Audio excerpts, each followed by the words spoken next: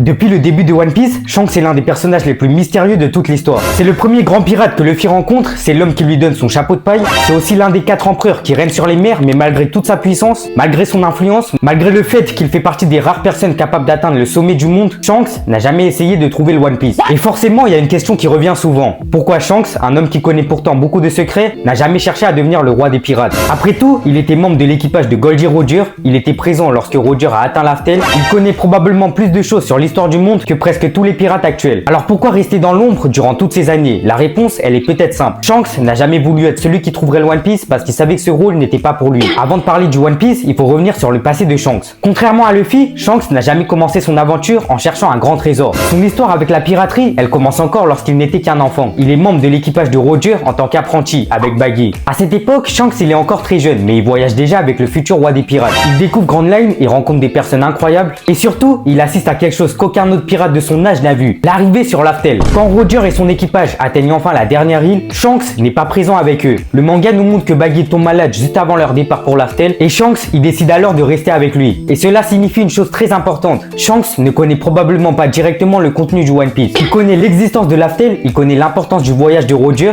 mais il n'a jamais posé les yeux sur le trésor lui-même. Et pourtant, même sans avoir vu le One Piece, il semble comprendre quelque chose d'essentiel. Ce n'est pas simplement un trésor que n'importe qui peut prendre. Après la mort de Roger, Shanks aurait pu faire exactement ce que beaucoup d'autres pirates auraient fait. Former un équipage, partir sur Grand Line, chercher les héros de Poneglyph, trouver l'Aftel et devenir le nouveau roi des pirates. Sachant qu'il avait l'expérience, il avait la puissance et il avait même les connaissances nécessaires pour comprendre l'importance de cette mission. Mais il ne l'a jamais fait. Pourquoi? Parce que Shanks, il est probablement pas intéressé par le titre. Et c'est un point très important parce que dans One Piece, beaucoup de pirates veulent devenir roi des pirates pour différentes raisons. Certains veulent la richesse, certains veulent la gloire, d'autres veulent le pouvoir. Mais Luffy, comme Roger avant lui, poursuit quelque chose de différent, la liberté. Et Shanks, il semble l'avoir compris. Il y a une scène qui nous explique probablement une grande partie de sa personnalité. Après la mort de Roger, Shanks, il discute avec Baggy. On voit un Shanks complètement différent, il pleure la disparition de son capitaine, il porte encore l'héritage de Roger, mais il ne prend pas directement la mer pour continuer son voyage. Pourquoi? Parce qu'il attend, il observe le monde. Il cherche probablement la personne qui pourra terminer ce que Roger n'a pas pu terminer.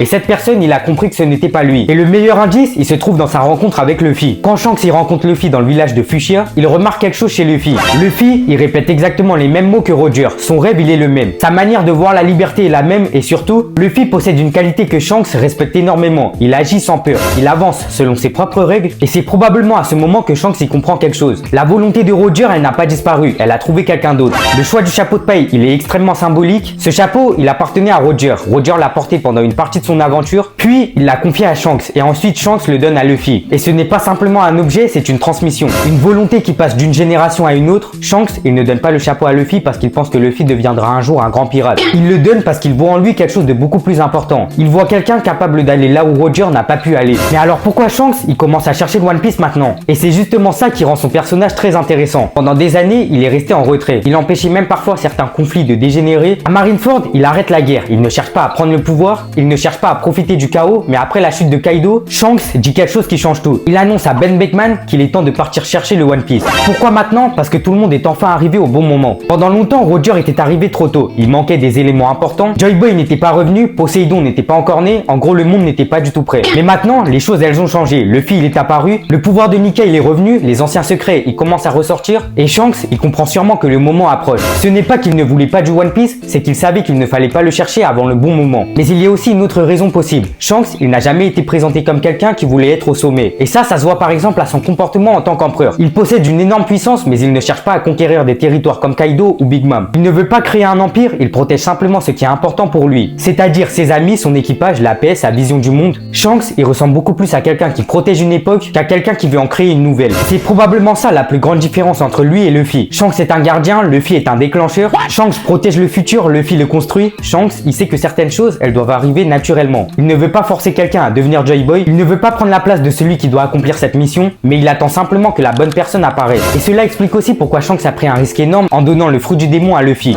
Ce fruit, il était extrêmement important, le gouvernement mondial le cherchait depuis des siècles, mais Shanks, il ne pouvait probablement pas imaginer que Luffy allait le manger. Pourtant, après cet événement, après avoir vu la détermination de ce garçon, il a choisi de croire en lui et des années plus tard, cette décision semble avoir changé le destin du monde entier. Alors pourquoi Shanks n'a jamais voulu du One Piece? La réponse est probablement qu'il savait que le One Piece n'était pas destiné à celui qui le désirait le plus. Il ne suffit pas d'être puissant, il ne suffit pas d'être célèbre, il ne suffit pas d'être proche de Roger, mais il faut être la personne capable de porter cette volonté jusqu'au bout. Roger a découvert la vérité, Shanks a protégé l'héritage de Roger, mais Luffy semble être celui qui doit terminer l'histoire. Shanks n'est donc peut-être pas un pirate qui a abandonné son rêve, c'est un homme qui a compris que son rôle était différent. Il n'était pas celui qui devait trouver le One Piece, il était celui qui devait préparer le chemin pour celui qui le trouverait, et c'est peut-être pour cette raison que depuis le début de One Piece, Shanks, il est toujours là. Pas devant l'histoire, mais juste assez proche pour s'assurer qu'elle avance dans la bonne direction. Dis-moi ce que toi t'en penses de Shanks et de tout ça en commentaire, j'ai hâte de lire tes théories. Et surtout, merci d'être resté jusque là, j'espère que t'as kiffé la vidéo. Si c'est le cas, pense à la liker, à t'abonner et surtout à activer la cloche de notification pour ne rien rater des prochaines vidéos. Nous, on se retrouve très bientôt pour de nouvelles vidéos. Au revoir.